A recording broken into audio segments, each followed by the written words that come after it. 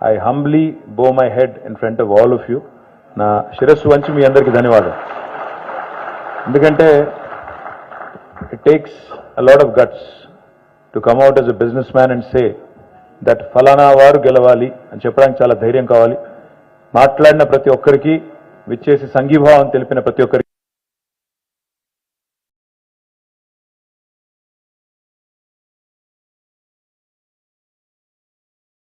ఇట్లా ఉంటుందో మాకు ఎన్నికలు వచ్చినప్పుడు అట్టే ఉంటుంది.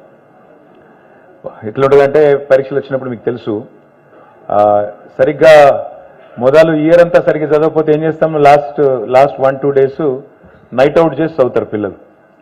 అంటే రాత్రి అంతా మెలుకుని కష్టపడి కింద మీద పడి చదువుతూ ఉంటారు. కరెక్ట్గా అక్కడ పోయిన తర్వాత మనం పత్రికల్లో క్వశ్చన్ పేపర్ చూడంగానే అప్పుడు నిద్ర వస్తుంటుంది. అట్లా ఆ టైప్లో ఉంటుంది అనమాట. కానీ అదృష్టవశాత్తు తెలంగాణ ప్రభుత్వం గత 9.5 ఏళ్లుగా పనిచేస్తూనే ఉంది, 9.5 ఏళ్లుగా ప్రిపేర్ అవుతూనే ఉంది. బాగా ప్రిపేర్డ్ ఉన్నాం కాబట్టి మాకే డౌట్ లేదు. మళ్ళీ ఇదే హాల్లో December 1st weekలో తప్పకుండా విజయోత్సవ సభ కూడా చేసుకుందాం. I'm very confident with all of your blessings and all of your support will come back strongly. నాకే అనుమానం కూడా లేదు. అట్ ద సేమ్ టైం, సరే ఇక్కడ మీరు కొద్దిగా లొల్లి పెట్టకపోతే నాకు మాట్లాడుతున్నాను. ఇక్కడ మీరు మా చెవుల్లో మాట్లాడితే ఎట్లా, జర పక్కకు వచ్చేయండి, పక్కకు వచ్చేయండి సార్. మీకు పక్కనుంటే వాళ్ళు లొల్లి పెడుతున్నారు, నాకేమీ నడతలేదు, నేను డిస్టర్బ్ అవుతున్నాను. మీరు వచ్చేయండి. 9.5 ఏళ్ళు తెలంగాణలో ఏం జరిగింది, ఇవాళ నాకెందుకు ఓటేయాలి? ఇప్పుడు నాకు చల్లకొచ్చి ముంత దాచే అలవాటు లేదు. మీరు అన్నీ చెప్పినారు, ఇండస్ట్రీ సమస్యలు, దుర్గాప్రసాద్ గారు, ఇంకా ఇతర పెద్దలు పాశ్మైలారంలో, ఇంకా కొన్ని చోట్ల మేడం అయితే మోర్ ఇండస్ట్రియల్ ఎస్టేట్స్, ఇంకా ఒక వక్త ఎంఎస్ఎంఈ ఫోకస్ చేయండి, భాస్కర్ రెడ్డి గారు అనుకుంటా, ఫోకస్ చేయండి అని చెప్పారు. ఇవన్నీ కూడా నేను విన్నాను, నేనున్నాను, కానీ నేను ఉంటాను. కానీ ఇప్పుడు మాత్రం December 3rd లోపల నేనేం చేయలేను. ఎందుకంటే ఐ మీన్ సస్పెండెడ్ యానిమేషన్. ఈ నిమిషానికి నేను అదేమంటారు, సుప్త చేతన అవస్థ అనేది అంటారు తెలుగులో, అందులో ఉన్నాను ప్రస్తుతం. ఎలక్షన్ ఆ అవస్థలో ఉన్నాం కాబట్టి, ఎన్నికల అవస్థలో ఉన్నాం కాబట్టి అప్పటిదాకా ఏం కాదు. You have to wait until December 3rd so that I can actually do something about it. But my department of course is working. Jayesh Ranjan is there. My entire team is working diligently. I'll certainly put in a word. I can tell them that I've received number of representations which need to be looked at, which need to be addressed, some ongoing issues that need to be started. ఒక మాట ఏం చెప్పారంటే, effluent treatment plant మీరు శంకుస్థాపన చేశారు, ఇంకా ప్రారంభం కాలేదన్నారు పాశ్మైలారంలో. అట్లాంటివన్నీ కూడా I assure you fully that I'll sort it out. I'm actually just a text away. Most of the times I just receive a text and I act on it. Next time you don't have to wait for a meeting to happen.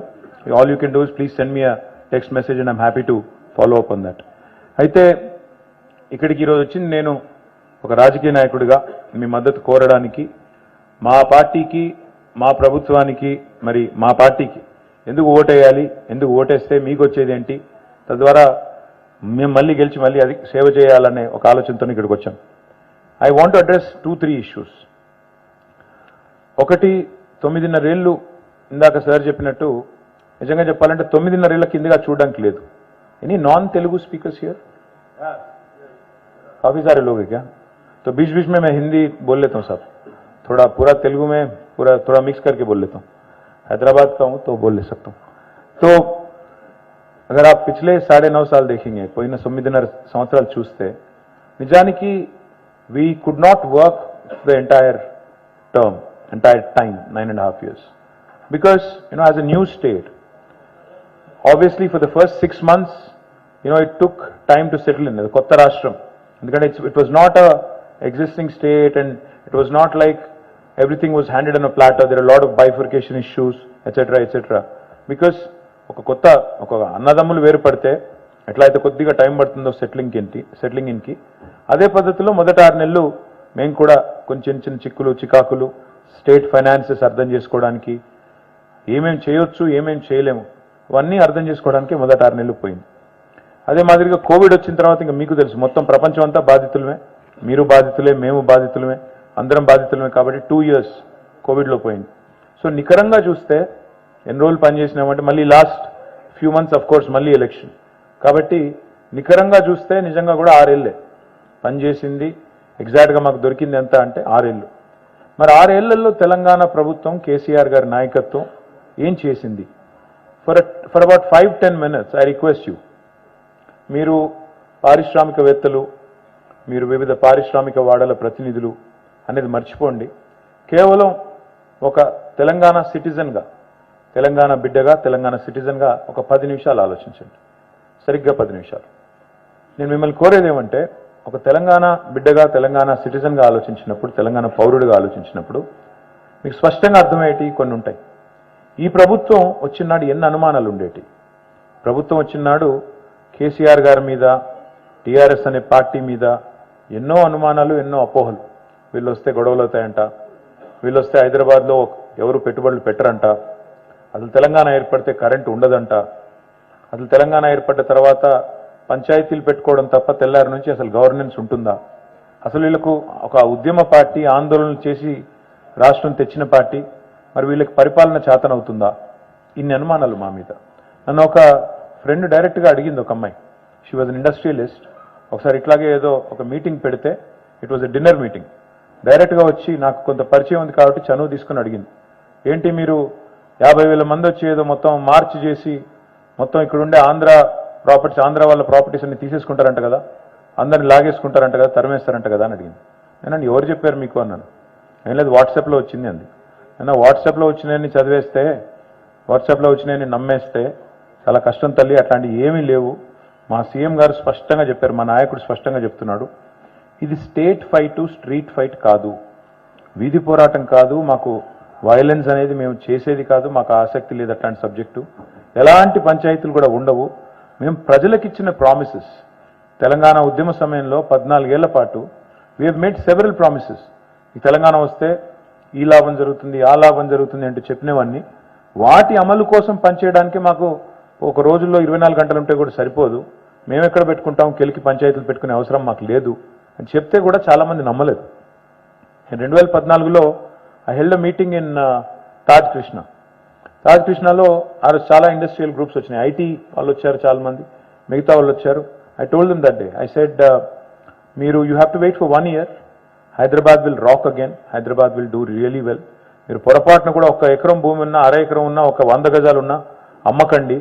ఎందుకంటే ఎవరెవరో చెప్తున్నారు భూముల విలువలు పడిపోతాయని, రంగారెడ్డిలో, హైదరాబాద్లో రకరకాల దుష్ప్రచారాలు చేస్తున్నారు, దయచేసి మీరు ఎవరు నమ్మకండి అని చెప్పాను. ఇన్ని అనుమానాల మధ్యన, ఇన్ని అపోహల మధ్యన మన ప్రయాణం ప్రారంభమైంది 2014 జూన్ 2 నాడు. కానీ with in a short span, 6 నుంచి 9 నెలల లోపలనే విజయవంతంగా, ఆనాడు మీకు గుర్తుండాలి, ఒక వేరే హోటల్లో ముఖ్యమంత్రి గారు వివిధ ఇండస్ట్రీ అసోసియేషన్స్తో దాదాపు 7 గంటల పాటు సమావేశం పెట్టారు. ఆల్ డిఫరెంట్ ఆర్గనైజేషన్స్ వచ్చి సీఎం గారు వరుసగా 7 hours కూర్చున్నారు. కూర్చున్న తర్వాత మాకందరికీ పిలిచి, ఆఫీసర్లందరినీ, మినిస్టర్స్ అందరినీ పిలిచి చెప్పారు, today I felt very sad as a chief minister, as a head of the state, felt very sad. నేను అడిగాను ఇండస్ట్రీ అసోసియేషన్స్ అన్నింటినీ, అందులో రిప్రజెంటేటివ్స్ని, what is the plight of timely clearances, time bound clearances ఇస్తున్నారా అని అడిగాను. సరైన ఆన్సర్ రాలేదు. ఎన్ని రోజుల్లో పర్మిషన్ వస్తుంది అంటే, దైవాధీనం, వాళ్ళ దయ మన ప్రాప్తం అన్నట్టు మాట్లాడారు. ఇండస్ట్రియల్ అలాట్మెంట్స్, ఇన్ఫ్రాస్ట్రక్చరు, వాటికి సంబంధించి పరిస్థితి ఏంటని అడిగితే సరైన సమాధానం, సంతృప్తికరమైన సమాధానం రాలేదు. ఇక పవర్ సిచ్యువేషన్ అయితే చెప్పాల్సిన అవసరం లేదు, చాలా పెథటిక్ ఉంది పవరు. 2 రోజులు పవర్ హాలిడేలు ఉంటే ఎట్లా, 3 రోజులు పవర్ హాలిడేలు ఉంటే ఎట్లా పరిశ్రమ నడుస్తుంది, ఎట్లా కార్మికులు వాళ్ళు 3 పూటలా తినే పరిస్థితి ఉంటుంది. ఎందుకంటే హ్యాండ్ టు మౌత్ బతుకుతారు, రెక్కాడితే కానీ డొక్కాడదు. కాబట్టి ఎట్లా బతుకుతారు?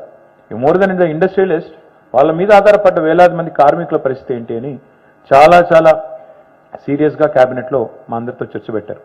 ఫైనల్గా మాకు ఆ రోజు మాకు బాగా గుర్తున్న ఒక సన్నివేశం, జయేష్ రంజన్ గారు 2-3 సందర్భాల్లో చెప్పారు, మీకు కూడా గుర్తున్నారు. అందరి ముందు అడిగారు ఆ రోజు కేసీఆర్ గారు.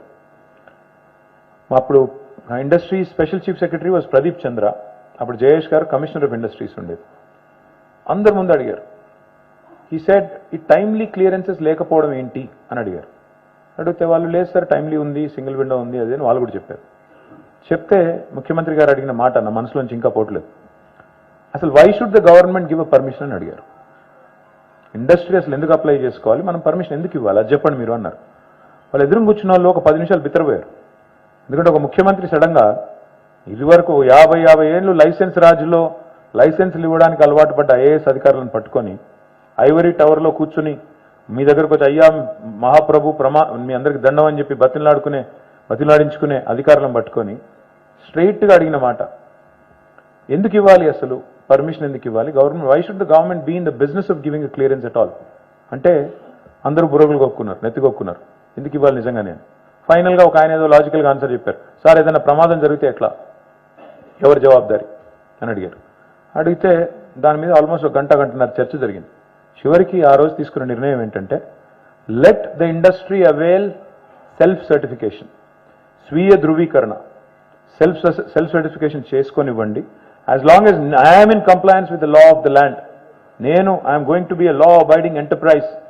If the industry can actually self certify and start construction, of course ఒక కంప్లయన్స్ కోసం, రెగ్యులేటరీ పర్పసెస్ కోసం ఒక పర్మిషన్ కూడా ఇవ్వండి, కానీ అది కూడా టైం బౌండ్ ఇవ్వండి, 15 రోజులు ఇవ్వండి. ఇవ్వకపోతే 16 రోజు ఆటోమేటిక్ అప్రూవల్. అట్లా వచ్చింది ఇప్పుడు మీరు చెప్పిన TSI pass. It did not come about just like that. It came out after your interaction. It came out because the Chief Minister was determined to make a change. It came out because the Chief Minister was hell-bent on making it easy for you to do business. వాస్తవం ఏంటి అంటే, ఒక తెలంగాణ బిడ్డగా ఆలోచించమని చెప్పింది ఏంటంటే, ఇవాళ power supply బాగైందా లేదా అంటే చిన్నపిల్లల్ని అడిగినా చెప్తారు. కానీ తమాషా ఏంటంటే, memory is a funny thing. జ్ఞాపక శక్తి అనేది చాలా మనిషికి మతిమరుపు అనేది ఇట్స్ ఇంట్రెస్టింగ్ థింగ్. ఎట్లా అంటారా, అప్పుడప్పుడు మనకు అది మంచిది. ఎందుకంటే మన ఇంట్లో మన దగ్గర వాళ్ళు ఎవరో పెద్దవాళ్ళు ఎవరైనా చనిపోతే for us to move on in life, మర్చిపోలేకపోతే అదే జ్ఞాపకాల్లో బతికితే జీవితం ముందుకు పోదు. But at the same time చాలా విషయాలు మనం మర్చిపోతాం కొంత టైం అయిన తర్వాత. ఉదాహరణకి పవర్ క్రైసిస్ ఎంత తీవ్రంగా ఉండేదో హైదరాబాద్లో కానీ తెలంగాణలో కానీ మర్చిపోయాం కన్వీనియంట్గా. చాలామంది they take it for granted. చాలామంది గత అనుభవం లేని వాళ్ళు ఏమనుకుంటారంటే, ఏముంది ఇప్పుడు కొత్తగా కరెంట్ ఇచ్చేదేముంది, వస్తానే ఉంది కదా, వీళ్ళు ఇచ్చేది ఏంటి, ఇట్లా ఉంటుంది అనమాట థింకింగ్. మీకు ఉదాహరణకు చెప్తాను మీకు నేను. అక్కడక్కడ మేము 24/7 మరి ఎంత బాగా అలవాటు పడ్డారు. ఆ అలవాటులోంచి 10 నిమిషాలు పోతే కూడా బర్దాస్త్ చేయలేని పరిస్థితి వచ్చిందంటే అప్పుడప్పుడు సంతోషం అవుతుంది, దుఃఖం కూడా అవుతుంది. సంతోషం ఎందుకంటే at least the quality of power is improved, it's an indirect compliment. But దుఃఖం ఎక్కడ అవుతుందంటే, గతం అంత వేగంగా మర్చిపోతే ఎట్లా, how can you take it for granted. ఇప్పుడు నిన్నగాక మొన్న కర్ణాటక డిప్యూటీ చీఫ్ మినిస్టర్ వచ్చి ఆయన ఏం చెప్పారు, పాపం ఆయన వీళ్ళు తీసుకొచ్చిన వాళ్ళు పాపం సరిగా ఆలోచన చేయలేదు, స్క్రిప్ట్ ఇవ్వలేదు. వచ్చి ఆయన ఏం చేసిండు, మా నెత్తి మీద పాలు పోసిపోయిండు. వికారాబాద్ జిల్లాకు వచ్చిండు, రైతుల మీటింగ్, అక్కడ రైతులందరూ వస్తే వాళ్ళందరికీ చెప్తున్నాడు ఆయన, 5 గంటల కరెంట్ ఇస్తున్నాం కర్ణాటకలో అంటున్నాడు. కింద వీళ్ళందరూ బుర్రలు కొట్టుకుంటున్నారు. ఈయన ఎవరు బాబు, ఇక్కడ 24 గంటల కరెంట్ ఇచ్చి రాష్ట్రానికి వచ్చి 5 గంటల కరెంట్ ఇస్తున్నా అని చెప్తున్నాడు, as if it's a big deal అని చెప్పి వీళ్ళు నవ్వుతున్నారు కింద. ఆయనకు అర్థం కావట్లేదు, బాగా మాట్లాడావు అని చెప్పి ఇంకా మళ్ళీ పంపించారు. మళ్ళీ రానిట్లేదు ఆయన ఇక్కడికి, ఇంకా మళ్ళీ వస్తే కొంప ముస్తాడు, అక్కడి నుంచి అక్కడే పంపించేసినారు. పాయింట్ ఏంటంటే, ఇవాళ నేను ఇందాక ఇప్పుడు ఇండియా టుడేలో ఒక షోకి పోయి వచ్చిన, వాళ్ళని అదే అడిగాను నేను. ఇప్పుడు I'm not a fool to think I'm going to be in power for ever. Nobody is here for ever, we know that. మనం భూమి మీదకి వచ్చిందే ఎక్స్పైరీ డేట్తో వస్తాం. ఎప్పుడో అందరం పోవాల్సిందే. కాకపోతే మనం ఏదో పర్మనెంట్గా బతుకుతాం అన్నంత పోజులు కొడుతూ బతుకుతాం, కానీ ఎవరం బతుకం. Nobody is here for ever. కాకపోతే రోజు బతికే స్టైల్ ఎట్లుంటుందంటే, శాశ్వతం మనం ఇక్కడ దానికి పనికి మాలిన పంచాయతీలు పెట్టుకొని, ఈగో ప్రాబ్లంలు పెట్టుకొని, కొన్నిసార్లు మాటలు బంద్ చేసి దోస్తులతోని చుట్టాలతోని ఆ టైప్లో బతికేస్తుంటాం ఏదో పర్మనెంట్గా వచ్చినట్టు. వాస్తవం ఏంటి, nobody is here for ever కొన్ని రోజులకి. అందులో అధికారం ఇంకా షార్ట్. ఎవ్వరు కూడా అధికారంలో పర్మనెంట్గా ఉండరు. పెద్ద వాళ్ళే పోయారు ఈ దేశంలో. ఇందిరాగాంధీ ఓడిపోయింది, ఎన్టీ రామారావు ఓడిపోయారు. మేము అంతకంటే పెద్దలం అయితే కాదు. బట్ పోవాలి, నాకు తెలుసు ఎప్పుడు దిగాలి. డెఫినెట్గా ఎప్పుడో ఒకప్పుడు అందరం దిగాల్సిందే. ఇందులో కూర్చున్న తర్వాత కుర్చీలో అందుకొని అక్కడ కూర్చోడానికి అది ఫెవికాల్ లేదు, ఫెవిక్విక్ లేదు. కాబట్టి 5 ఏళ్ళకి ఒకసారి మాకు పరీక్ష వస్తుంది, ఆ పరీక్ష పాస్ కావాలి, రెన్యువల్ కావాలి. When should people think of an alternative? ఎప్పుడు, ఏ సందర్భంలో? మాకంటే మెరుగైన పరిపాలనా నమూనా ఎవరైనా ఆవిష్కరించినా, లేదా ఈ దేశంలో ఇంకో రాష్ట్రంలోనో వాళ్ళు if they have done better, they should bring that example here. ఇవి చూసారా, వీళ్ళకంటే బెటర్ చేశాము కాబట్టి మాకు అవకాశం ఇవ్వండి అని చెప్పాలి. లేదా దే షుడ్ అట్లీస్ట్ సే, వీళ్ళు ఫలానా రంగంలో ఫెయిల్ అయ్యారు కాబట్టి మాకు అవకాశం ఇవ్వండి అని చెప్పాలి. ఈరోజు ఏం జరుగుతుంది తెలంగాణలో? Let me quickly encapsulate what has happened in the last 9.5 years. Happy to share with you, 1,14,000 rupees was Telangana's per capita income. తలసరి ఆదాయం తెలంగాణది 1,14,000 రూపాయలు 2014లో. ఈరోజు భారతదేశంలోనే అత్యధిక తలసరి ఆదాయం కలిగిన రాష్ట్రంగా నంబర్ 1 రాష్ట్రంగా తెలంగాణ 3,17,000 రూపాయలతో అగ్రభాగానికి వచ్చింది. ఇదేదో ఈజీగా అయిపోయే పని, దీనిలో ఏముంది అని ఎవరైనా అంటే, అది ఎవరున్నా అయ్యేది కదా అని ఎవరైనా అనుకుంటే, మరి ఎవరున్నా అయ్యేది ఉంటే ఇదివరకు కూడా కావాలి కదా. ఇప్పుడు పవర్ ప్రాబ్లం సాల్వ్ చేయడం అంత ఈజీ అవుతే ఎలక్ట్రిసిటీ క్రైసిస్ని నివారించడం అంత చాలా ఈజీ, చాలా అయిపోయేది, ఆటోమేటిక్గా అయిపోయింది, చూమంతరంటే అయిపోయింది అంటే మరి 65 ఏళ్ళు ఎందుకు కాలేదు? ఆ ప్రాబ్లం ఎందుకు సాల్వ్ కాలేదు? Why did it remain a challenge? Drinking water హైదరాబాద్లో కొన్ని ప్రాంతాల్లో 14 రోజులకు ఒకసారి నీళ్ళు వచ్చే పరిస్థితి. 14 రోజులకు ఒకసారి కుత్బుల్లాపూర్ ఆ ప్రాంతంలో, నిజాంపేట ప్రాంతంలో 14 డేస్కి ఒకసారి వచ్చేది. ఇవాళ కనీసం ఆల్టర్నేట్ డే వస్తుంది. ఆల్టర్నేట్ డే కనీసం 1.5 hour వస్తుంది. కానీ మా డ్రీము, మా ఆశయం అది కాదు, మీకు ఆల్టర్నేట్ డే నీళ్లు తాగించడం కాదు. నేను చాలాసార్లు చెప్తా ఉంటాను, మీరు చూసింది ట్రైలర్ మాత్రమే, ఇంకా సినిమా ముందుందని చెప్తా ఉంటాను నేను. ఈ 9.5 years మీరు చూసింది కొంతే, ఇంకా ఆలోచన చాలా పెద్దది మాది. మేము ఊహించే హైదరాబాద్, మేము ఊహించే తెలంగాణ ఎట్లాంటిది అంటే, కేసీఆర్ గారు చెప్పే తెలంగాణ ఎట్లాంటిది అంటే, ఆల్టర్నేట్ డే వాటర్ సప్లై ఉండే తెలంగాణ కాదు, 24 గంటలు నీళ్ళు ఇచ్చే రోజు నేను మీకు తప్పకుండా పరిచయం చేస్తాను, మీరు చూస్తారు. I promise you this.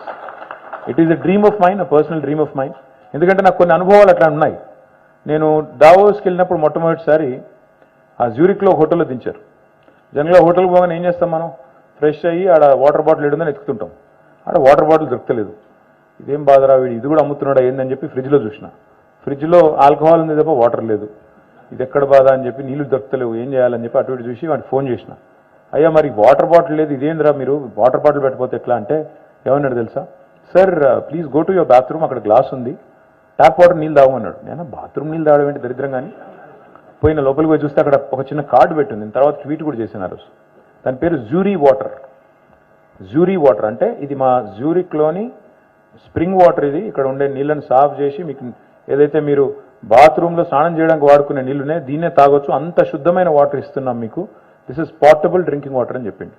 ఆ రోజు అనిపించింది నాకు, అంటే మనకు వాళ్ళకి తేడా ఏంటి, ఎక్కడున్నారు వాళ్ళు, ఎక్కడ మిగిలిపోయాం మనము అని ఆలోచిస్తే, tomorrow the Telangana that I would like to see, the Hyderabad I would like to see is the one where our children should feel safe and confident drinking that tap water, and that tap should be functional and it should be up and running 24/7. I'm not saying 2 ఏళ్లలో అయిపోద్ది 3 ఏళ్ళు అయిపోద్ది నేను cinema చూపెట్టను. ఓట్ల కోసం అట్లా అబద్ధాలు చెప్పాల్సిన అవసరం లేదు. It will happen, but it might take some time. కొద్దిగా ఒక 5-6 ఏళ్ళు పట్టొచ్చు, బట్ ఐ ప్రామిస్ యూ ఇది తప్పకుండా చేసి పరిచయం చేసే బాధ్యత నేను తీసుకుంటాను. అదే మాదిరిగా డ్రింకింగ్ వాటర్ బాగైంది, కరెంటు బాగైంది. ఇవాళ తెలంగాణలో మీరు చూస్తే ఇండస్ట్రీ ప్రాస్పర్ అయ్యిందా లేదా, భూముల ధరలు పెరిగాయా లేదా నాకు మీరు చెప్పాల్సిన అవసరం లేదు, మీకే తెలుసు. 2014లో భూముల ధరలు ఏంటి, ఇవ్వాలేంటి? ఇండస్ట్రీ ఢమాలన్నారు, భూముల ధరలు ఢమాలన్నారు, మొత్తం అన్ని పోతాయన్నారు, ఇండస్ట్రీ ఎత్తిపోతుందన్నారు. Today I'm proud to share with you, even in October when I was already 1 leg into elections, I was working on bringing a Karnataka company here. Karnataka నుంచి కేన్స్ అనే ఒక కంపెనీ, మైసూర్ బేస్డ్ కంపెనీ, వాళ్ళని కర్ణాటక ప్రభుత్వం వాళ్ళకి ఒక హామీ ఇచ్చింది. కొత్త ప్రభుత్వం, కాంగ్రెస్ ప్రభుత్వం వచ్చిన తర్వాత హామీ ఇచ్చింది, 4 వారాల్లో ల్యాండ్ అలాట్ చేస్తామని చెప్పారు. It's 3,000 crore investment. They are into OSAT and packaging, electronics మ్యానుఫ్యాక్చరింగ్లో ఉన్నారు వాళ్ళు.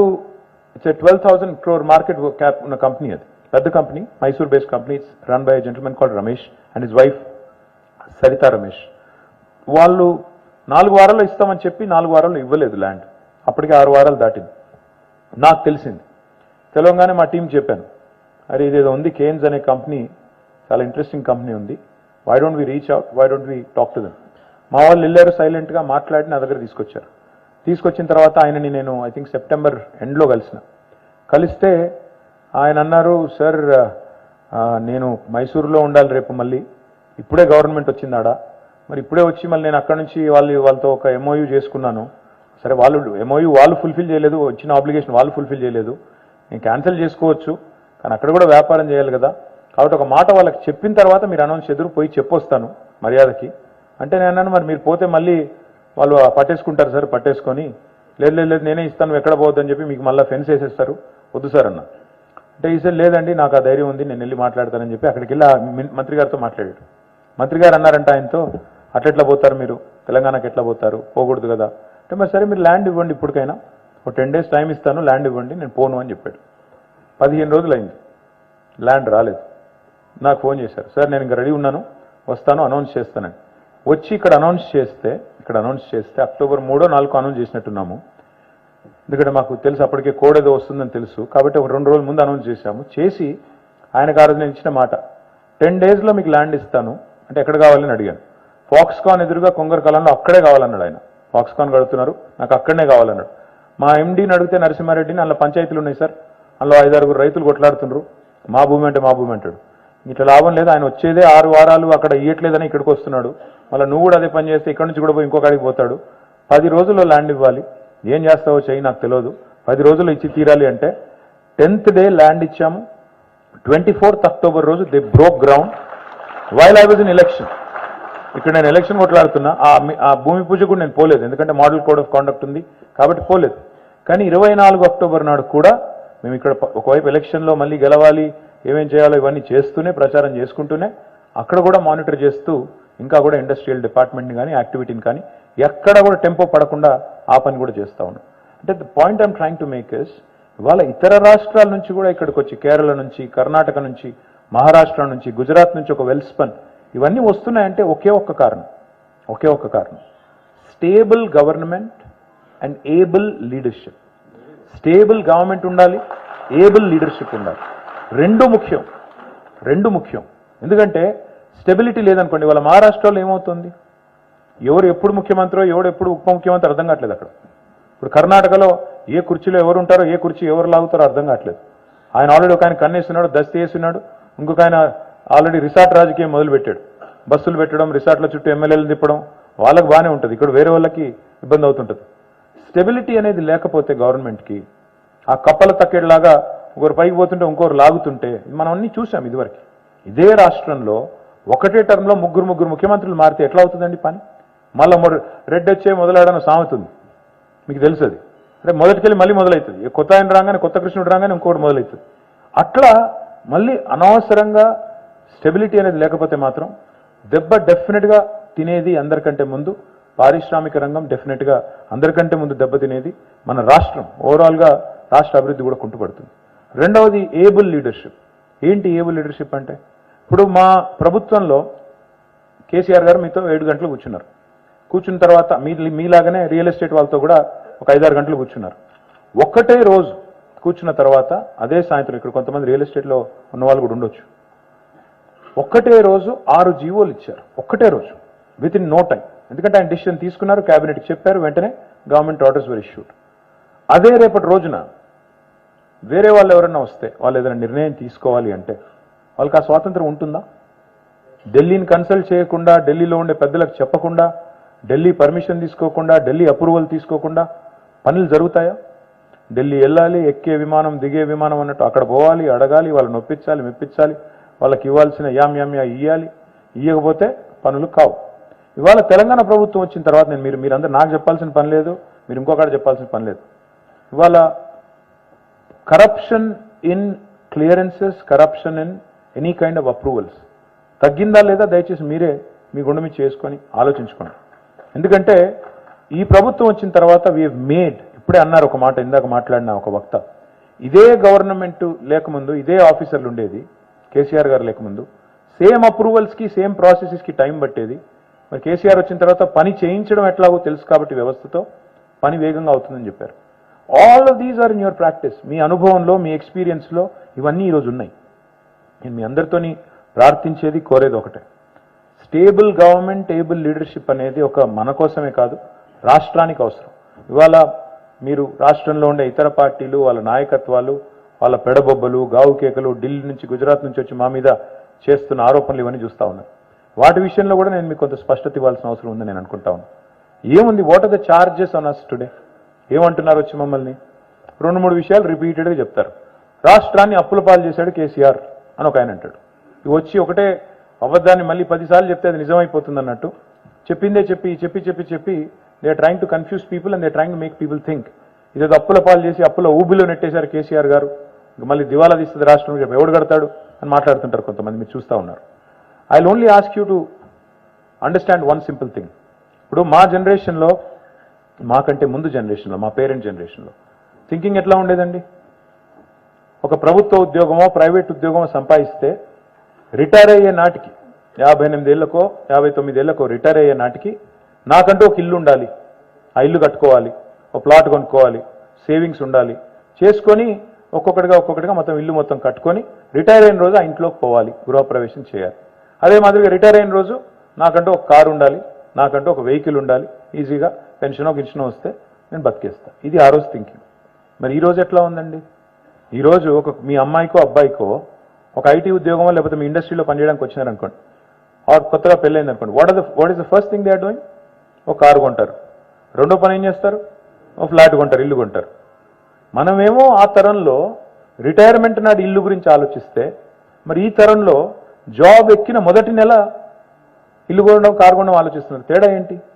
తేడా ఏంటి అంటే ఆ కన్జర్వేటివ్ మైండ్ సెట్ ఏదైతే ఉండేదో ఆనాడు, అప్పు చేయడం తప్పు, అప్పు చేసి ఇల్లు కొనడం తప్పు అనే థింకింగ్ ప్రజల్లో ఉండేది, సమాజంలో ఉండేది. ఇన్స్టిట్యూషన్స్ కూడా ఆనాడు లోన్స్ ఇచ్చేది కాదు, అంత నమ్మి ఇచ్చేది కాదు. అబ్బో లోన్ ఇవ్వాలంటేనే పెద్ద కథ. అట్లాంటిది ఈ రోజు ఎట్లా ఉంది? మీరు వద్దన్న ఫోన్లు చేసి లోన్లు ఇస్తామంటున్నారు.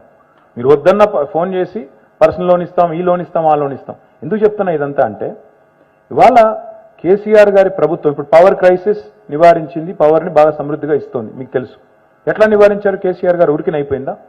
7,000 మెగావాట్స్ నుంచి 24,000 మెగావాట్స్కి ఇన్స్టాల్డ్ కెపాసిటీ పెంచాలి. మరి ఏం చేయాలి? ఊరికైనా కాదు కదా, చూమంతరంటే కాదు కదా.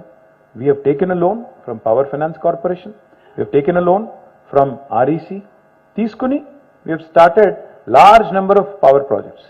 అల్టిమేట్గా ఏమవుతుంది దీనివల్ల? It's a productive investment, it's not a debt. It's a productive investment in a productive sector which is going to pay off. ఒక రూపాయి పెట్టుబడి పెడితే ఇంకో రూపాయి సంపాదించవచ్చు అనే కదా మీరందరూ కూడా అప్పు చేసేది, మీరందరూ కూడా బ్యాంకుల దగ్గర, ఫైనాన్షియల్ ఇన్స్టిట్యూషన్ల దగ్గర అప్పు తీసుకునేది. అప్పు తీసుకొచ్చి ఒకవేళ నేను మొత్తం పంచిపెట్టాను అనుకోండి, అది తప్పు. అప్పుడు మీరు తప్పు పట్టొచ్చు, అప్పుల పాలు చేశారని మాట్లాడచ్చు. అప్పు తీసుకొచ్చి మేము పెట్టింది ఎక్కడెక్కడ? పవర్ సెక్టర్లో, ఇంటింటికి నీళ్ళు ఇచ్చే డ్రింకింగ్ వాటర్లో. అది కూడా దానివల్ల కూడా హెల్త్ బర్డెన్ తగ్గుతుంది కదా. Because 80% of the diseases are water borne diseases. దానివల్ల కూడా హెల్త్ ఎక్స్పెండిచర్ తగ్గుతుంది, స్టేట్ ఎక్స్చెకర్కి ఆ భారం తగ్గుతుంది. మూడవది ఇరిగేషన్ ప్రాజెక్టులు, నాలుగవది హెల్త్ ఇన్ఫ్రాస్ట్రక్చర్, ఐదవది ఎడ్యుకేషన్ ఇన్ఫ్రాస్ట్రక్చర్. ఈ ఇన్ఫ్రాస్ట్రక్చర్లో క్యాపిటల్ ఎక్స్పెండిచర్ మీదనే మేము అప్పు తెచ్చి పెట్టాము తప్ప, అంటే తిరిగి మళ్ళీ పెట్టుబడి రూపంలో మళ్ళీ తిరిగి రాష్ట్రానికి సంపద పునరుత్పత్తి చేసే రంగంలో పెట్టాము తప్ప అనుత్పాదక రంగంలో, నాన్ ప్రొడక్టివ్ సెక్టర్లో పెట్టలేదు. దయచేసి అది అర్థం చేసుకోవాలి. ఇంకొక మాట, today our debt GSDP ratio, because debt is eventually linked to the growth, our debt GSDP ratio is among the bottom 5 states in India. 28 రాష్ట్రాలు ఉంటే 28 రాష్ట్రాల్లో కింది నుంచి 5వ ర్యాంకులో 23వ ర్యాంకులో ఉన్నది తెలంగాణ డెట్ GSDP రేషియోలో. వీఆర్ ఎగ్జిబిటింగ్ ఫిస్కల్ ప్రూడెన్స్ చూపెడుతూనే FRBM రూల్స్కి అతిక్రమించకుండానే ఈ కార్యక్రమం చేస్తున్నాం. ఇంకొక మాట కూడా మీకు చెప్పాలి అప్పుల విషయంలో, so that you can discuss and debate in your family, in your circle, among your employees. Ivala the two most developed countries in the world evandi, America and Japan. America debt GDP ratio ento telusa meeku? 116%, if I remember correctly, subject to correction of course. Japan ento telusa debt GDP ratio? 200% పైన. భారతదేశాన్ని ఎంతో తెలుసా? 60%. తెలంగాణది ఎంతో తెలుసా? 25%. మరి అప్పుల పాలు చేశాడంటే మమ్మల్ని బీజేపీ వాళ్ళు తిరిగితే ఇంకా నాకు ఫనీ ఉంటుంది. ఎందుకంటే మోడీ గారి కంటే ముందు 14 మంది ప్రధానమంత్రులు పనిచేశారు భారతదేశానికి. అందరూ కలిసి సమిష్టిగా చేసిన అప్పు మోడీ గారి కంటే ముందు 14 మంది ప్రధానమంత్రులు. The total debt of the country, national debt, was 56 lakh crore. And one prime minister, 15th prime minister of India Narendra Modi single హ్యాండెడ్గా చేసిన అప్పు ఎంతో తెలుసా మీకు? 112 లక్షల కోట్లు. ఆ 14 మంది చేసిన దానికి రెట్టింపు అప్పు చేశారు. మరి ఆయన చేసిన తప్పేనా? మేము చేసిన తప్పు అయితే? My humble request to all of you is understand this in the current context, especially when you're making investments into productive sectors. రెండో మాట మమ్మల్ని రిపీటెడ్గా అనేది ఏంటి? మీరు కుటుంబ పాలన అంతా ఒక కుటుంబమే బాగుపడ్డది. ఇప్పుడు రాష్ట్రం తలసరి ఆదాయం 1,14,000 రూపాయల నుంచి 3,17,000 పెరిగితే ఒక కుటుంబమే బాగుపడిందండి. ఇక్కడ మీ కుటుంబాలన్నీ బాగుపడలేదా? మీ మీద ఆధారపడ్డ కార్మికుల కుటుంబాలు బాగుపడలేదా? కేవలం ఒక కేసీఆర్ గారి కుటుంబమే బంగారు కుటుంబం అయింది, మిగతా ఎవరు కాలేదు, అది మా మీద ఛార్జ్. అర్థం ఉందా అందులో ఏమన్నా? ఇప్పుడు మేము నిజంగానే మొత్తం దోచేసుకొని ఇప్పుడు వచ్చిన ప్రతి ఒక్కరు తిడతాడు ఢిల్లీ నుంచి, కేసీఆర్ అవినీతి పరుడు, కేసీఆర్ ఇది, కేసీఆర్ అది. మరి 9.5 ఏళ్ళ నుంచి మీరేం చేస్తున్నారు? అన్ని ఇన్స్టిట్యూషన్స్ ఉన్నాయి కదా మీ చేతుల్లోనే. నిజంగానే మేము తప్పు చేసింటే why are you not going after us, why are you not taking action? ఊరికి వచ్చి నోటికి వచ్చినట్టు మాట్లాడమేనా? నోటికి వచ్చినట్టు మాట్లాడి ఒక అబద్ధాన్ని 100 సార్లు చెప్తే నిజమవుతుందనే సామెతను పట్టుకొని ఎన్నిసార్లు రిపీట్ చేస్తే అంత మంచిదని వచ్చిన ప్రతిసారి అదే సొల్లు పురాణమా? కొత్తదని చెప్పరా? తెలంగాణకి ఏం చేశారో ఒక్కరు చెప్పరు. తెలంగాణకు మీరు ఏం చేశారు, ఎందుకు ఓటేయాలంటే చెప్పే పరిస్థితి లేదు. కేవలం కేసీఆర్ని తిడితే 4 ఓట్లు వస్తాయి, కేసీఆర్ని ఇన్సల్ట్ చేయాలి. If we have done something wrong, you think Modi will spare us? ఆయన మమ్మల్ని వదిలిపెడతాడా? ఆయన ఎట్లా జుట్టు చేతిలో పట్టుకొని ఎవరెవరిని ఎట్లా చేయాలో అట్లా చేసే మనిషి ఆయన. వదిలిపెడతాడు ఆయన? ఇవాళ విచిత్రం ఏంటంటే రాహుల్ గాంధీ గారు వచ్చి మేము మోడీ కలిసిపోయామంటాడు. మీరు మోడీ ఆ పవర్, మా బీజేపీకి బీ టీము. మేము ఇప్పుడు మా పార్టీ పుట్టింది 2001లో, 23 ఏళ్ళు అయింది. 4 ఎలక్షన్లు కొట్టాడం. This will be our 5th general election. In 4 elections we had only alliances twice. ఒకసారి 2004లో కాంగ్రెస్తో, 2009లో టీడీపీతో, 2014లో ఒంటరిగా కొట్లాడాం, 2018లో ఒంటరిగా కొట్లాడాం, ఇప్పుడు కూడా ఒంటరిగా కొట్లాడుతున్నాం. మేము జీవితంలో ఎన్నడూ బీజేపీతో శాసనసభ ఎన్నికలు, పార్లమెంట్ ఎన్నికలు కాదు, స్థానిక సంస్థల ఎన్నికల్లో కూడా పొత్తు పెట్టుకోలేదు. మరి మమ్మల్ని ఉత్తగానే జాయింట్ వేసి ఏమంటారు, కవిత గారిని అరెస్ట్ చేయలేదు కాబట్టి మీరు ఒకటైపోయారు. మరి సోనియా గాంధీ గారి మీద విచారణ జరుగుతోంది, ఆమెను కూడా అరెస్ట్ చేయలేదు కదా. ఈడీ విచారణ సోనియా గాంధీ మీద కూడా జరుగుతోంది, ఆమెను కూడా అరెస్ట్ చేయలేదు. రాహుల్ గాంధీ గారి మీద విచారణ జరుగుతోంది, ఉनको भी అరెస్ట్ नहीं करे तो उन्हों भी दोनों मिल के है क्या? दोनों मिल गए. అంటే ఏది పడితే అది బట్టగాల్చి మీదేసుడే ఉరుకుడే. అంటే ఇది ఎట్లా అయిపోయిందంటే అబద్ధం అనేది నిజం అనేది కడప దాటే లోపల అబద్ధం అంతా ఊరంతా తిరిగి వస్తుందంట. ఈ వాట్సాప్లో ఆ దిక్కుమాలిన సోషల్ మీడియా వచ్చిన తర్వాత ఏది నిజమో ఏది అబద్ధమో, ఇదిగో పులి అంటే అదిగో తోక, దున్నపోతి నిందని ఒక ఆయన అంటే జున్నుపాలదే అని ఇంకో ఆయన అంటాడు. ఎవరు నాయన దున్నపోతి ఈయనదరా అని చెప్పేవాడే లేకుండా పోయాడు. అంటే unfortunately what has happened is, సరే మేము కూడా దాన్ని ఖండించాలి, ఎప్పటికప్పుడు మేము కూడా చెప్పాలి. కానీ ఎంత చెప్పినా అబద్ధం, నేను చెప్పాను కదా, అబద్ధం ట్రావెల్ చేసినంత ఫాస్ట్గా, రూమర్స్ ట్రావెల్ చేసినంత ఫాస్ట్గా నిజం చెప్తే కూడా ఎక్కదు. నెగిటివ్ అనేది చాలా ఫాస్ట్గా పోతుంది. ఇప్పుడు సుధీర్ రెడ్డి కాదు మంచోడు కాదు అని నేను చెప్తే ఫాస్ట్గా పోతుంది. చాలా మంచోడు, గొప్పవాడు, తెలంగాణ ఉద్యమంలో పనిచేశాడు అంటే దానికి పెద్ద గిరాకీ లేదు. అదే సుధీర్ అన్న 100 కోట్లు దోచిండని అన్నాను, అబ్బో సుధీర్ రెడ్డి అంట 100 కోట్లు దోచేసిండంట. ఇది దేశం. ఇంకా విచిత్రమైన పరిస్థితి కూడా తయారైందండి. ఇప్పుడు ఎట్లా ఉందంటే ఒకరు అంటారు Rythu Bandhu పెద్దవాళ్ళకే ఇస్తున్నారంటారు. Rythu Bandhu, my humble request you, ఇది కూడా ఒకటి జరుగుతూ ఉంది. నాకు 2 ఎకరాలు ఉంది, నాకు సంవత్సరానికి 20,000 రూపాయలు వస్తుంది ఇన్వెస్ట్మెంట్. సుధీర్ రెడ్డికి 10 ఎకరాలు ఉంది, ఆయనకు 1,00,000 రూపాయలు వస్తుంది. నాకు వచ్చిన 20,000 మీద సంతోషం లేదు, ఆయనకు వచ్చిన దాని మీద ఏడుపు ఎక్కువ ఉంది. ఇదేం దరిద్రం? నీకున్న కాడికి నీకు వస్తుంది, ఆయనకున్న కాడికి ఆయనకు వస్తుంది. సరే నేను అర్థం చేసుకోగలను, మరీ డబ్బులు ఉన్న వాళ్ళకి ఎందుకు ఇస్తున్నారు, okay, maybe we should trim it, maybe 5 ఎకరాలకో 4 ఎకరాలకో తగ్గించాలి. అది కూడా తప్పకుండా ఈసారి గవర్నమెంట్లోకి వచ్చినాక అది కూడా ఆలోచన చేస్తాం, ఐ ప్రామిస్ యూ. అది కూడా ఉంది మీ మనసులో, నాకు తెలుసు. అదేవిధంగా ఇంకా ఏమంటారు మమ్మల్ని, ఈ మధ్యన వచ్చిన వాళ్ళు వీళ్ళు తిట్టేది, ఇంకేమున్నాయనా తిట్టేది మమ్మల్ని? ఈ మధ్యన ఇదోటి, ఇక్కడ ఇంజనీర్లు కాబట్టి మీరందరూ కాళేశ్వరం మునిగిపోయింది ఒక ఆయన అంటాడు. కాళేశ్వరం మునిగిపోయింది మొత్తం 1,00,000 కోట్ల నాశనం చేశాడు కేసీఆర్, ఇంజనీర్ కానోడికి అప్ప చెప్తే ఇట్లే ఉంటుంది అని ఒక ఆయన అంటాడు.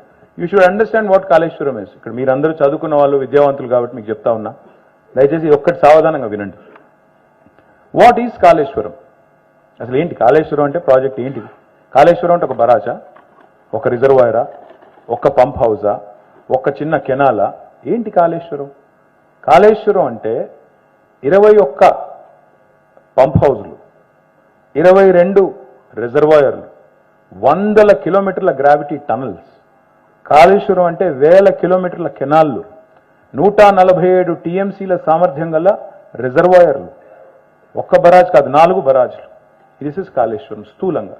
అసలు ఏంటి కాళేశ్వరం? ఎందుకు పెట్టారు కేసీఆర్? తెలంగాణ భూభాగం అర్థం చేసుకున్న వాళ్ళకి, తెలంగాణ జియోగ్రఫీ అర్థం చేసుకున్న వాళ్ళకి తెలుస్తుంది, లేని వాళ్ళకి ఒక నిమిషం నేను చెప్తాను. తెలంగాణ ఎట్లా ఉంటుందంటే భూభాగం చూస్తే మీరు, ఇట్ ఈస్ ఏటవాలుగా అండులేటింగ్ టోపోగ్రఫీ ఉన్న ప్రాంతం తెలంగాణ. నదులు 2, ఒకవైపు సౌత్లో కృష్ణా ఉంటుంది, నార్త్లో మనకి గోదావరి ఉంటుంది, తుంగభద్ర, ఇంకా ఇతర చిన్న చిన్న మాంజీరా లాంటి చిన్న చిన్న నదులు కూడా ఉన్నాయి. Main rivers are Krishna and Godavari. నదులు కింది నుంచి ప్రవహిస్తున్నాయి, భూభాగం పైన ఉంది. నది ఇక్కడ ఉంటే భూభాగం పైన ఉంది. నీళ్లు రావాలి కెనాల్ల ద్వారా అంటే వేరే మార్గం లేదు. నీళ్లు ఎత్తిపోయడం తప్ప, లిఫ్ట్ చేయడం తప్ప ఇంకో మార్గమే లేదు. లేదా గ్రావిటీ ద్వారా టనల్స్ తవ్వాలి. మరి 100 కిలోమీటర్ల టనల్స్ తవ్వితే ఎంత ఖర్చు అవుతుందో మీకు తెలుసు. లిఫ్ట్ చేస్తే దానికి ప్రత్యామ్నాయంగా ఎంత అవుతుందో మీకు ఐడియా ఉంది. మీరందరూ కూడా I'm sure most of your engineers. KCR ఏం చేశారు? ఆనాడు కాంగ్రెస్ ప్రభుత్వంలో original design was Pranahita Chevella అని పెట్టారు. ప్రాణహిత చేవెళ్ళ ప్రాజెక్ట్ కాన్సెప్ట్ ఏంటంటే తుమ్మిడిహెట్టి అనే ప్రాంతంలో సిర్పూర్ కాగజ్ నగర్ నియోజకవర్గంలో ఆదిలాబాద్ జిల్లాలో ఆనాడు ఇప్పుడు మంచిర్యాల జిల్లాలో ఉంది. అక్కడ నీళ్లు ట్యాప్ చేసి అక్కడి నుంచి నీళ్లు లిఫ్ట్ చేసి 100 కిలోమీటర్లు, దాదాపు 300 కిలోమీటర్లు చేవెళ్ళ దాకా తీసుకొని రావాలి. కానీ సిస్టమ్ ఎట్లా డిజైన్ చేశారు? అక్కడి నుంచి ఇక్కడ దాకా కెనాల్స్ ఓకే అన్నారు, పంప్ హౌస్లు ఓకే అన్నారు, కానీ ఒక్కటంటే ఒక రిజర్వాయర్ కూడా ప్లాన్ చేయలేదు. ఇప్పుడు కామన్ సెన్స్ ఏం చెప్తుంది మీకు? మీకు ఇంట్లో గంటన్నర వాటర్ వస్తుంది, ఏం చేస్తాం మనం? ఉన్న కుండలు బిందెలు అన్నీ నింపుకుంటాం కదా, మళ్ళీ రేపు వస్తుందో రాదో ఏందో సంగతి అని చెప్పి నింపుకొని పెట్టుకుంటాం కదా, కన్వెన్షనల్ విజ్డమ్ అది. గోదావరిలో ఫ్లడ్ వచ్చినప్పుడు ఏం చేయాలి ప్రభుత్వం? నీళ్లు ఒడిసి పట్టి పంప్ చేసి ఎన్ని రిజర్వాయర్లలో నింపి పెట్టుకుంటే అంత మంచిది కదా. మేము అదే చేశాము. ఏం చేశాము? తుమ్మిడిహెట్టి దగ్గర నీటి లభ్యత తక్కువ ఉంది, ముంపు మహారాష్ట్రలో ఉంది. తుమ్మిడిహెట్టి దగ్గర రిజర్వాయర్ కడితే, బరాజ్ కడితే ముంపు మహారాష్ట్రలో ఉండి ఇంటర్ స్టేట్ డిస్ప్యూట్ వచ్చి ఆ project would not have taken off. ఎందుకంటే మహారాష్ట్ర ఒప్పుకోదు, ముంపు మా దగ్గర ఉంటే నేను ఎట్లా ఒప్పుకుంటానని దేవేంద్ర ఫడ్నవీస్ గారు అంటే, ఆనాడు నీటి లభ్యత, వాటర్ అవైలబిలిటీ ఎక్కువగా ఉన్న ఇంకో పాయింట్ చూసి గోదావరి ప్రాణహితాల సంగమం ఎక్కడైతే అవుతుందో మేడిగడ్డ దగ్గర అక్కడ ప్లాన్ చేసి ముంపు అనేది ఛత్తీస్గఢ్లో కానీ మహారాష్ట్రలో కానీ లేకుండా చేసి మనం we have shifted it to Medigadda. Medigadda is at about 82 meters above sea level. Just for your reference, Hyderabad is at 535 meters above sea level. అక్కడి నుంచి మనం వాటర్ మల్టిపుల్ స్టేజెస్ లిఫ్ట్ ద్వారా లిఫ్ట్ చేస్తున్నాం. 21 పంప్ హౌస్ల ద్వారా, ఒక దశ ఇంకో దశ multi stage lift irrigation system. It is the world's largest lift irrigation system by the way. ఒక్క టీఎంసీ ఒరిజినల్ గా ఆనాడు వాళ్ళు డిజైన్ చేసింది కాంగ్రెస్ వాళ్ళు, ఒక టీఎంసీ నీళ్లు లిఫ్ట్ చేయడానికి డిజైన్ చేశారు. ఒక టీఎంసీ అంటే just so that you know, మన Hussain Sagar capacity is 1 TMC. రోజుకి 1 టీఎంసీ లిఫ్ట్ చేసే కెపాసిటీతో ఒరిజినల్ ప్రాణహిత వాజ్ డిజైన్. కేసీఆర్ గారు వచ్చిన తర్వాత ఏం చేశారంటే దాన్ని మేడిగడ్డకు షిఫ్ట్ చేశారు. రిజర్వాయర్లు లేకపోతే రిజర్వాయర్లు 147 టీఎంసీల రిజర్వాయర్లు, మల్లన్న సాగర్, కొండపోచమ్మ సాగర్, రంగనాయక్ సాగర్, మలకపేట రిజర్వాయరు, గంధమల్ల, బస్వాపూరు, గౌరవెల్లి, ఒక 21-22 రిజర్వాయర్లు యాడ్ చేశారు. దాంతోపాటు మళ్ళీ అక్కడి నుంచి ఇక్కడికి వరకు మొత్తంగా చూసినట్టయితే హియర్ ఇస్ ఎన్షూర్డ్ మల్టిపుల్ స్టేజెస్లో lifting from 82 meters all the way to 618 meters ఎట్ కొండపోచమ్మ. అంటే హైదరాబాద్ నెత్తి మీద కుండ పెట్టినట్టే కొండపోచమ్మ సాగర్ అంటే. లిటరల్లీ అక్కడ నుంచి హైదరాబాద్కి ఎప్పుడు కావాలంటే అప్పుడు అక్కడ ఒక బటన్ నొక్కితే మనం నీళ్లు ఎప్పుడు కావాలంటే అప్పుడు తాగునీరు తెచ్చుకోవచ్చు. ఆ స్థాయిలో బై గ్రావిటీ తెచ్చుకోవచ్చు. ఆ స్థాయిలో డిజైన్ చేశారు కేసీఆర్ గారు. ఆబ్వియస్లీ ఏం జరుగుతుంది? మీరు ఒరిజినల్ స్కీమ్ ఏమో 40,000 కోట్లు 2005లో, ఒక టీఎంసీ కెపాసిటీ, 40,000 కోట్లు ఒరిజినల్ ఎస్టిమేటు, అందులో ఒక్క రిజర్వాయర్ లేదు. ఇది ఆనాటి పరిస్థితి. మరి కేసీఆర్ గారు వచ్చిన తర్వాత రీడిజైన్ చేసిన ప్రాజెక్టు, దాని పేరు కాళేశ్వరం అని పెట్టాము. ఏం చేశాము? 147 టీఎంసీలు అంటే 147 హుస్సేన్ సాగర్లు యాడ్ చేశాం డిఫరెంట్ ప్లేసెస్లో. దానికి ల్యాండ్ కావాలి కదా, భూసేకరణ చేయాలి కదా, ఖర్చు అవుతుంది కదా, కన్స్ట్రక్షన్ చేయాలి కదా, మొత్తం డ్యామ్ కట్టాలి, అది చేశాము. పంప్ హౌజులు కట్టాము, పంపింగ్ కెపాసిటీ పెంచాము. ఎందుకంటే ఒక టీఎంసీ బదులు 2 టీఎంసీలు తీసుకోవాలి, రోజుకు 2 టీఎంసీలు తీసుకోవాలని చెప్పి 2 టీఎంసీలు తీసుకున్నాం. మరి 2005కి 2014-15కి 10 ఏళ్ళు కాస్ట్ పెరగదా? ఇన్ని యాడ్ చేసిన తర్వాత 40,000 కోట్ల ప్రాజెక్టు 80,000 కోట్లు అయింది. రాహుల్ గాంధీ వస్తాడు, 80,000 కోట్ల ప్రాజెక్టులో 1,00,000 కోట్ల కుంభకోణం జరిగింది అంటాడు. నేను ఏం చేయాలి? సావాలా? నెత్తి బాదుకోవాలా? ఎక్కడైనా నెత్తి తగ గుద్దుకొని చావాలన్న గోడకి? ఏం చెప్పాలి ఆయనకి? No they are not helping me sir, they are helping BJP. Unfortunately that is the problem. They are helping BJP set the narrative. ఇంకా విచిత్రం, మేడిగడ్డలో ఏదో జరిగింది అని హడావుడి చేసిపోయారు. It could be an engineering problem. I am not denying it. I will not deny that there is a problem. There is a problem. I can't deny it. కానీ అక్కడ 2 piers కుంగినాయి Medigadda barrage. It is not the first time this has happened in this country. That barrage was built by a reputed agency like L&T. L&T is not any other Tom, Dick or Harry. It's one of the most reputed companies of India, respected across the world. అట్లాంటి company కట్టిన barrage. ఆ barrage cost 1839 కోట్లు Medigadda barrage cost. ఒక barrage 1839 కోట్లు, అంటే 2000 కోట్లు కూడా కాదు. కానీ ఇక్కడున్న ఆయన పోతాడు 1,00,000 కోట్లు కొట్టుకొని పోయినాయి అంటాడు. ఊరి నాయన 1,00,000 కోట్లు ఎక్కడివి, కొట్టుకుపోవడం ఎక్కడిది, ఎత్తుకుపోవడం ఏంది, మీ బాధ ఏంది, ఎవరైనా అడుగుదామంటే ఇల్లాజికల్. రాహుల్ గాంధీ గారు పోయారు, ఆయన మహా ఇంజనీరు. పోయి ఇప్పుడు మనం బ్రిడ్జ్ కడతామండి, బ్రిడ్జ్ కడతాము, కల్వర్ట్ కడతాం, ఏది కడతాం. బ్రిడ్జ్లో కాంట్రాక్షన్కి ఎక్స్పాన్షన్కి సమ్మర్కి హీట్కి కోల్డ్కి ఉండేటట్టు ఏం చేస్తాం, జాయింట్ పెడతాం కదా, ఎక్స్పాన్షన్ జాయింట్ పెడతామా. అక్కడ పోయి నిలబడ్డాడు ఈ మహానుభావుడు. ఇది క్రాక్ అంటాడు, మొత్తం బరాజ్ క్రాక్ వచ్చింది. ఆయన ట్విట్టర్లో పెట్టి సచ్చాడు. ఇది నేను చెప్పట్లేదు, ఐఎమ్ నాట్ జోకింగ్. నేను చూసి షాక్ అయ్యాను. ఊరు నాయన నిజంగా ఈ మనిషికి ఇంత కూడా తెలియదా అని. ఊరికేనే అన్నారు మరి ముద్దపప్పు అని. నేను ఏమంటున్నా అంటే ఎక్స్పాన్షన్ జాయింట్ని పట్టుకొని క్రాక్ అంటే నెత్తి ఎక్కడ కొట్టుకొని సావాలి మేము, చెప్పండి మీరు. ఇంకోటి నేను క్లియర్గా చెప్తా ఉన్నాను, మీ అందరికీ అర్థం కావాలి, పత్రికల ద్వారా ప్రజలకు కూడా అర్థం కావాలి. అన్నారం పంప్ హౌస్ మునిగింది, ఒక 3-4 ఏళ్ల కిందట నీళ్ళు వచ్చినాయి, మునిగింది. మరి అట్లాంటి కాంగ్రెస్ కట్టిన శ్రీశైలంలోని జనరేటింగ్ స్టేషన్ కూడా మునిగింది. మేము కూడా అనొచ్చు, ఇప్పుడు కావాలంటే మస్తుగా మాట్లాడచ్చు, ఏముంది నోరే కదా. శ్రీశైలం జనరేటింగ్ స్టేషన్ కూడా మనం మునిగింది కదా ఒక సంవత్సరం కిందట. అది కూడా మరి మేము కట్టలేదు కదా, కాంగ్రెస్ కట్టింది కదా. అంటే ఆ కట్టింది కూడా ఒరిజినల్గా తప్ప. ప్రకాశం బరాజ్లో, ధవళేశ్వరం బరాజ్లో కూడా ఈ సమస్య వచ్చింది, మీకు తెలుసో లేదో. వెస్ట్ బెంగాల్లో ఫరక్కాలో వచ్చింది, నాగార్జున సాగర్లో వచ్చింది. ఒక దగ్గర కాదు సమస్యలు వచ్చినాయి, కడెంలో వచ్చింది. Engineering problems. ఇప్పుడు మనం ఇల్లు కడతామండి, ఇప్పుడు నేను చెప్తే మళ్ళీ కొంతమందికి ఓవర్ సింప్లిఫికేషన్ అనొచ్చు, కానీ ఇల్లు కడతాం, ఇల్లు పూర్తయింది, గృహ ప్రవేశం చేస్తాం, పూజా గీజా చేసి వెళ్ళిపోయాం, బ్యాండ్ బాజా భారత్. ఇది పైన లీకేజ్ స్టార్ట్ అయింది, వాటర్ ప్రూఫింగ్ సరిగ్గా చేయలేదు వాడు. ఏం చేయాలి నేను, మొత్తం ఇల్లు గుల్లగొట్టాలనా? ఇదేం లాజిక్? మళ్ళీ పిలిచి మళ్ళీ వాటర్ ప్రూఫింగ్ చేస్తాం, మరి చేయరా సరిగ్గా చేయ వెదవా అని తిట్టి మళ్ళీ చేయిస్తాం. ఇప్పుడు మేమేం చేస్తున్నాం, ఎగ్జాక్ట్గా సేమ్ పని చేస్తున్నాం. ఆ బరాజ్ 5 సీజన్స్ని మిడ్ స్టాండ్ అయింది, Medigadda barrage. This is not the first year of Medigadda. ఆ barrage last year it withstood the highest flood in Godavari, 28 lakh cusecs flooding వస్తే కూడా దట్ బరాజ్ విత్స్టూడ్ ఇట్. ఈ సంవత్సరం ఏదో జరిగింది, ఏం జరిగింది అని తెలుసుకునే లోపలనే ఆయనేమో వచ్చి క్రాక్ అంటాడు జాయింట్ని చూసి, ఈయనేమో తెల్లారి ఎన్డీఎస్ఏ రిపోర్ట్ అని ఒకటి అనౌన్స్ చేస్తాడు, మొత్తం వేస్ట్, ఇంకా 3 బరాజులు కూలగొట్టాలి అర్జెంటుగా, మొత్తం నాశనం చేశారు ప్రజాధనం అని ఈయన అంటాడు. అంటే దున్నపోతు ఈయన ఆయన అనగానే ఈయన వచ్చి వెంటనే జున్నుపాలేవి, దుడ్డెట్లుంది, బాగుందా లేదా, అందంగా ఉందా లేదా అని ఈయన అంటాడు. లాజిక్. నేను ఇంకొక మాట అడుగుతున్నాండి, దయచేసి సీరియస్గా వినండి. 130 మంది చనిపోయారు మన గుజరాత్లో ఒక బ్రిడ్జ్ కొలాప్స్ అయ్యి, Morbi. Have you heard of a report? Have you heard of any action being taken? Did the chief minister take responsibility? Did the PWD minister take responsibility? Did engineering chief take responsibility? Was there a culpable criminal action against the agency? ఎక్కడ తిన్నారా మీరు అసలు ఒక మాట? Any peep in media? సరే media అంటే ఇంకా భయపడుతుంది మోడీ గారికి, మనం ఏం చేస్తాం. కానీ ఒక్క మాట కనీసం ఎక్కడన్నా. 130 మంది చచ్చిపోయిన కాడనేమో కుయ్యలేదు కయ్యలేదు. ఆడ రాహుల్ గాంధీ పోడు, ఎవడు పోడు. ఇక్కడ మాత్రం కేసీఆర్ని ఈ రాష్ట్రం నుంచి దాటనివ్వద్దు. తెలుసు వాళ్ళకి ఏం జరుగుతుందో. కేసీఆర్ గారు మళ్ళీ 3వ సారి గెలిస్తే ఏం జరుగుతుంది? ఈయన ఊరుకునే టైపు కాదు, మహారాష్ట్రకు పోతాడు, గ్యారంటీ అక్కడ చిచ్చు పెడతాడు, ఈ 2 పార్టీలకి వీళ్ళ ప్రాస్పెక్ట్స్ దెబ్బ కొడతాడు, అక్కడ కూడా 10-15 ఎంపీలు గెలుస్తాడు, రేపు ఢిల్లీలో మళ్ళీ జెండా పాతుతాడు, పాతి మా సంగతి ఏంటో తెలుసు అంటాడు. ఇది వాళ్ళ బాధ. వీళ్ళ రాహుల్ గాంధీకి మోడీకి కోపం ఏంది అంటే, ఆయన వచ్చి ఈయన బీ టీం అంటాడు, ఈయన వచ్చి ఆయన బీ టీం అంటాడు. మేము ఎవరి బీ టీము కాదు, మేము తెలంగాణ ప్రజల ఏ టీం అంతే తప్ప మేము ఎవరి బీ టీం కాదు, మాకు ఆ కర్మ కూడా లేదు.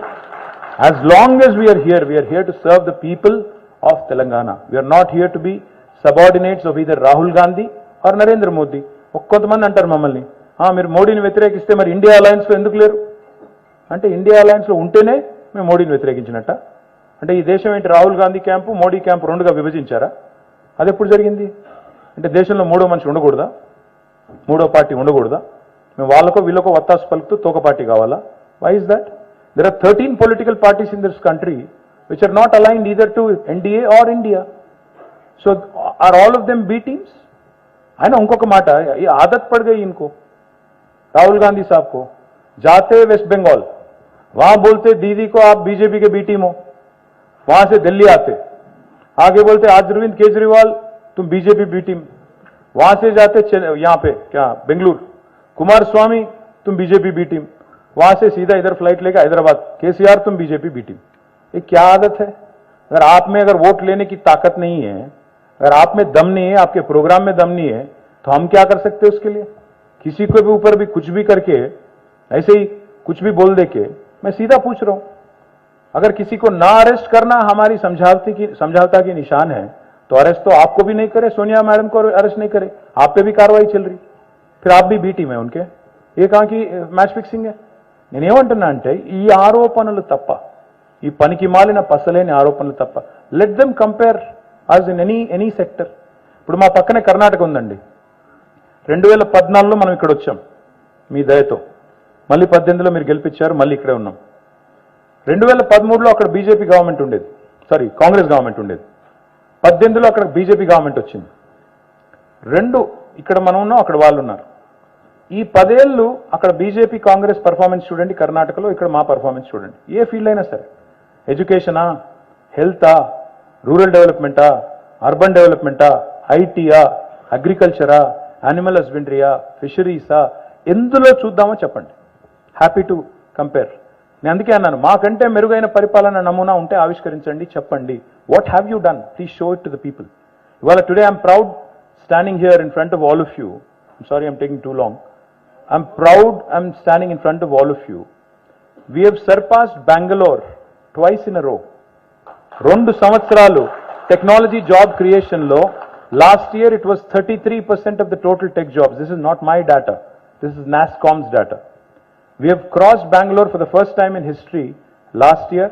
Out of the total jobs created in India, 450,000, 4,50,000, 1,50,000 came from Hyderabad.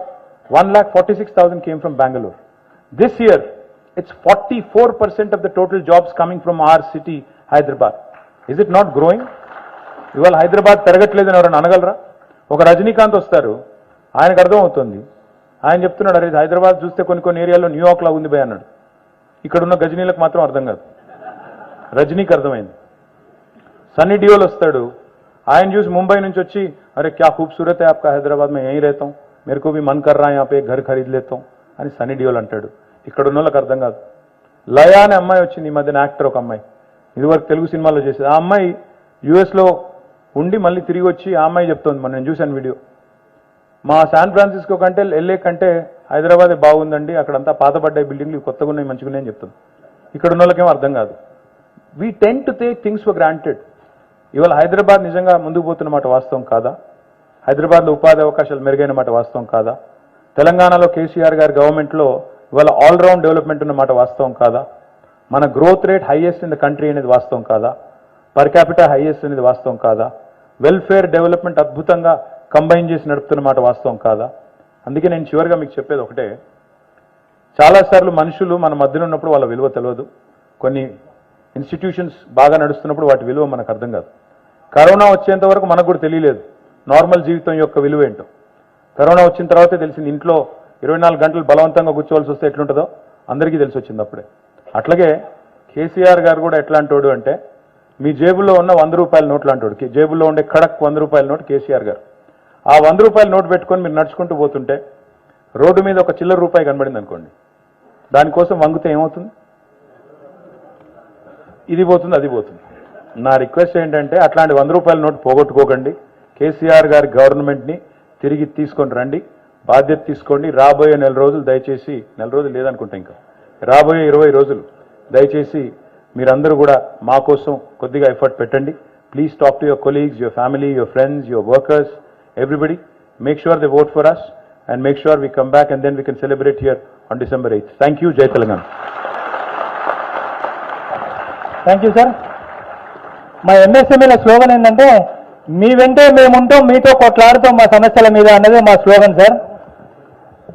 ఇప్పుడు పారిశ్రామికులందరికీ ఒక విజ్ఞప్తి, ఈ కార్యక్రమానికి మా ఆహ్వానాన్ని మన్నించి వచ్చినందుకు మీ అందరికీ పేరు పేరున ధన్యవాదాలు, కృతజ్ఞతలు తెలియజేస్తున్నాం. అలాగే ఇంతసేపు సమావేశంలో కూర్చి అలసి సొలిసి ఉన్నందుకు బయట కాఫీ టీలు కూడా అరేంజ్ చేయడం జరిగింది. దయచేసి అందరూ కాఫీ టీ తాగి ఫ్రెష్ అయ్యి ఒకసారి మంత్రి